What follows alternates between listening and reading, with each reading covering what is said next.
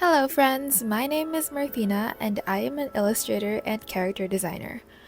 In this video, I am going to be drawing my main character of my webtoon, Dame Drollery, named Alice Leslie. And I'm also going to be talking about how I created her back in 2022 or 2023 when I was in my dark academia phase. So that means I'm also going to be talking about the books I've read that went into her concept art. So without further ado, let's get started. In my story, Alice Leslie is a girl about 25 years of age from London who goes to a monastery looking for a job, and the monastery accepts her as librarian. And she finds out that the job isn't exactly how it was advertised, and the rest is in my webtoon, Dame Drollery on Webtoon, and it's still ongoing, so thank you so much to everyone who has read it. But I only started posting the webtoon about a year ago, around June or July last year of 2024, but designing her started way back around 2022 or 2023. And the first thing that I thought of when I wanted to draw her was that I wanted to make a muse that looked like the pre-Raphaelite painters would paint her. So the most iconic part of the muses of that art movement was their voluminous, thick, curly hair. And I think that's the most iconic part of Alice, and I think I achieved that, and people already recognize her as a character, at least on my Instagram, because of her hair. And I'm really happy with that because when I was a very young kid, I've always been mesmerized by characters in animation with such beautiful hair, like for example Eris from Sinbad and Pocahontas from Pocahontas by Disney.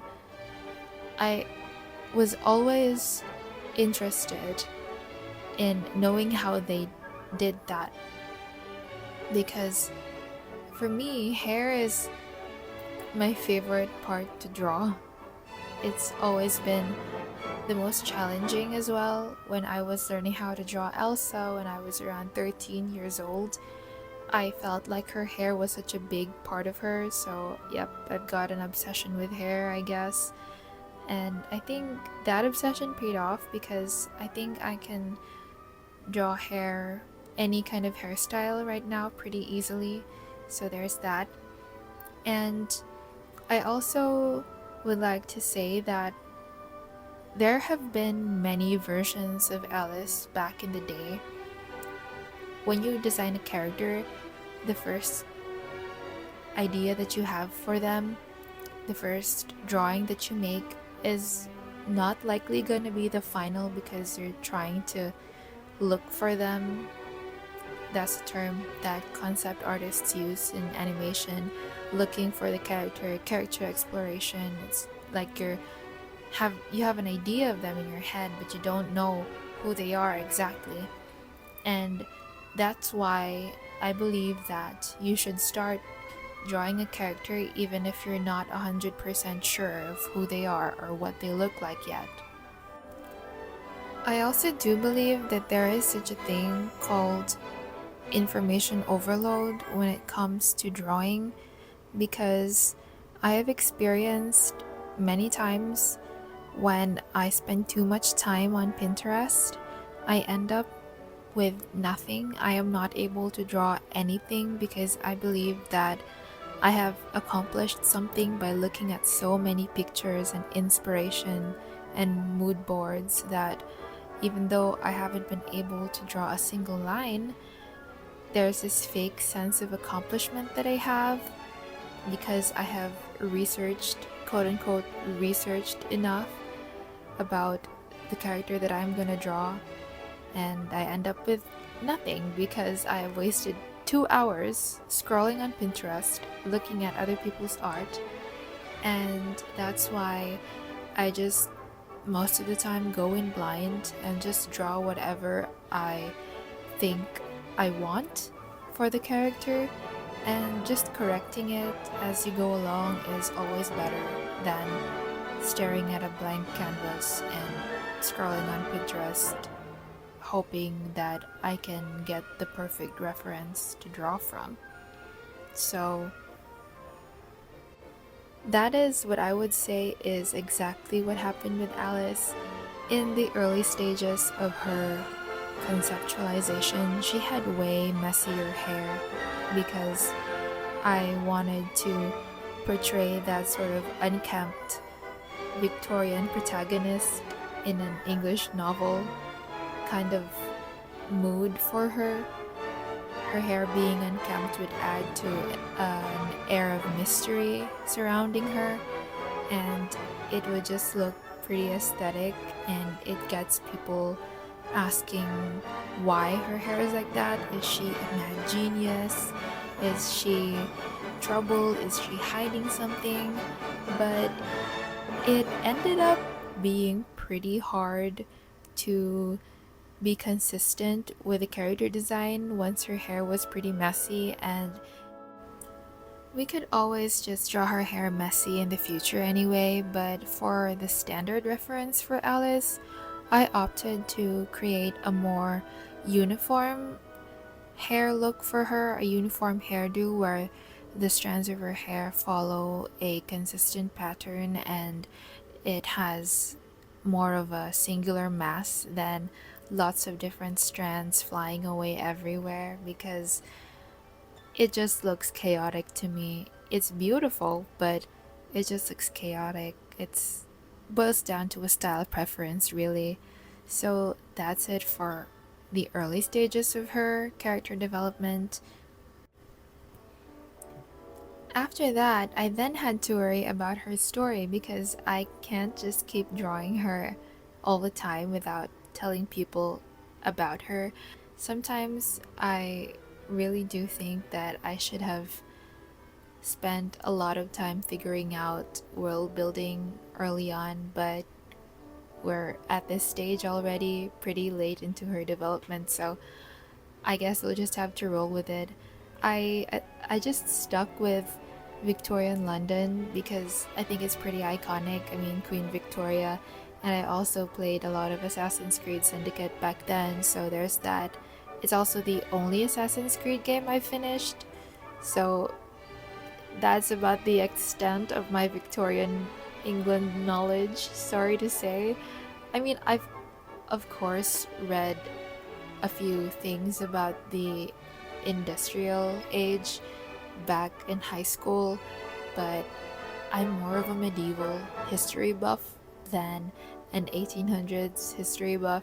I like the clothes from then, but when people ask me, so what did you think about the developments in 1800s England? I wouldn't be able to say a thing. I would just say I love steampunk, and that's about it. So when I was world building, I just had this idea that I would connect England and Italy together because one of my most favorite Catholic saints is Saint Benedict, and in the comic, Alice goes to a Benedictine monastery, and I didn't want to draw a ship, but she has to cross the English Channel to get to mainland Europe. So in my head, it would just be like a fictional land where England and Italy are connected together. So it worked, and it helped me move on to the more important parts of the story, like, for example, what is she doing in the monastery? If she's well off, why did she choose such a rundown, remote monastery to go to?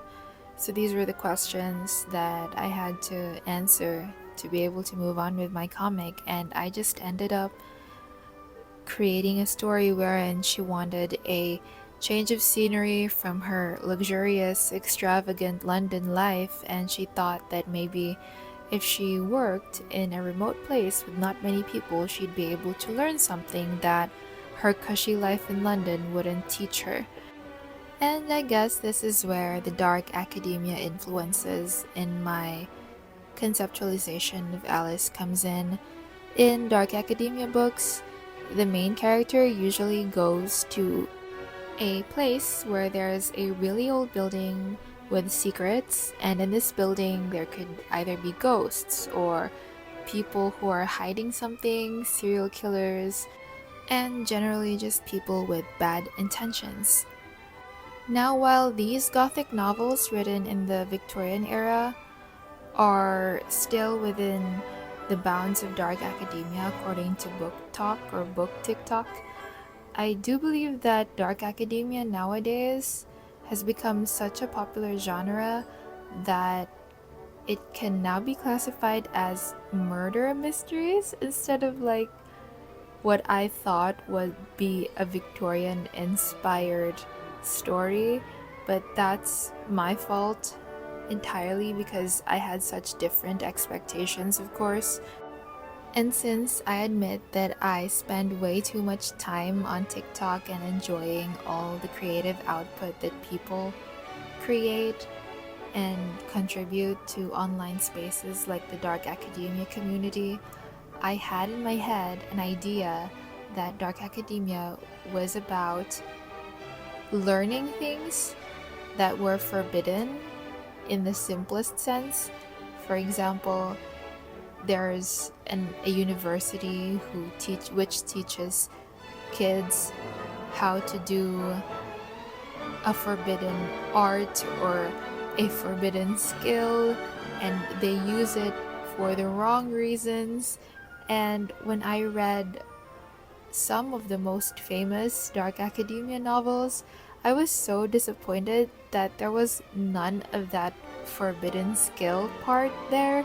It was just a murder mystery. And the thing is, I thought that dark academia was fantasy. I was looking for fantasy. So that's, I guess, the best explanation as to why I was so disillusioned. And I ended up just creating Alice to cope because I was very disappointed by what I read. I thought that if I just made my own dark academia character, she can fulfill whatever requirements I had for the magical dark academia genre that I was looking for and wasn't able to find in book talk recommendations. So that is part of the conceptualization of Dame Drollery, my webcomic.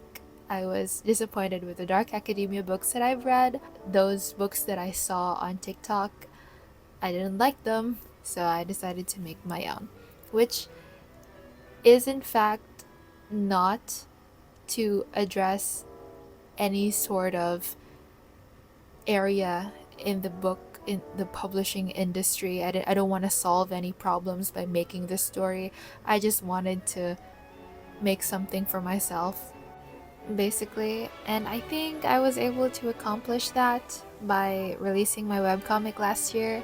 It was such a relief to finally be able to put it out to the world after months and months of thinking that, oh well, nobody's gonna read this because it's so dark and the colors are so dull. And I just sort of shifted my mindset and told myself, you know what, it's for you. Just think that it's for you, and if you love it, people are gonna love it too. So I'm really, really thankful that people have read the comic, and some of them have even become my patrons. Thank you so much. And of course, I've only released 4 chapters so far on Webtoon, which is not a lot given that I've posted the first one almost a year ago. I've only got 4 episodes, but please don't worry.